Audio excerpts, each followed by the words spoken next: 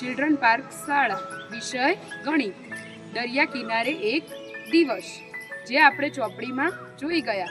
જેમાં હવે તેની એક્ટિવિટી આપણે અહીંયા જોઈશું. જૂથ એટલે કે દશક અને જે છૂટી સંખ્યા હોય તે એકમ. એટલું ધ્યાન રાખવાનું કે 1 થી 9 સુધી આવે એ છૂટી વસ્તુ હોય એ બધી એકમ કહેવાય. શું કહેવાય બાળકો? એકમ. હવે એ 1 થી 9 એકમ હોય પણ એમાં જો 10 ની સંખ્યા મળી જાય તો એ શું બની જાય? જૂથ બની જાય. શું બની જાય? જૂથ બની જાય. એ જૂથને શું કહેવાય? 10 સંખ્યા ભેગી થાય એટલે એક જૂથ બને અને એક જૂથ એટલે એક દશક. બરાબર? હવે આપણે એકમ અને દશકની માહિતી જોઈશું. શું છે? આઈસ્ક્રીમની સ્ટીક. આવી ઘણી બધી વસ્તુઓનું જૂથ બની શકે. ચોક, રબર, ફૂટપટ્ટી, પેન્સિલ, કોઈ પણ વસ્તુનું એક જૂથ બને ત્યારે એક દશક કહેવાય અને છૂટું હોય તેને એકમ કહેવાય. ચલો, 1 2 3 4 5 6 7 8 9 અને 10.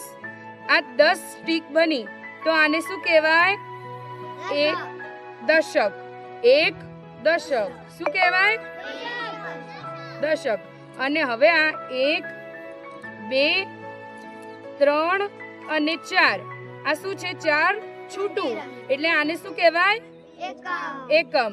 એટલે એક દશક અને 4 એકમ. આપણાને કઈ સંખ્યા મળી? 14. એવી જ રીતે અહીંયા 5 હોય અને અહીંયા 10 નું બીજું જૂથ હોય તો કઈ સંખ્યા મળે આપણાને? 2 દશક અને 5 એકમ. તો કઈ સંખ્યા મળે? 25. Very good. આ કઈ સંખ્યા છે? 15. હવે આને એકમ અને દશક અહીંયા ગોઠવીને બતાવો.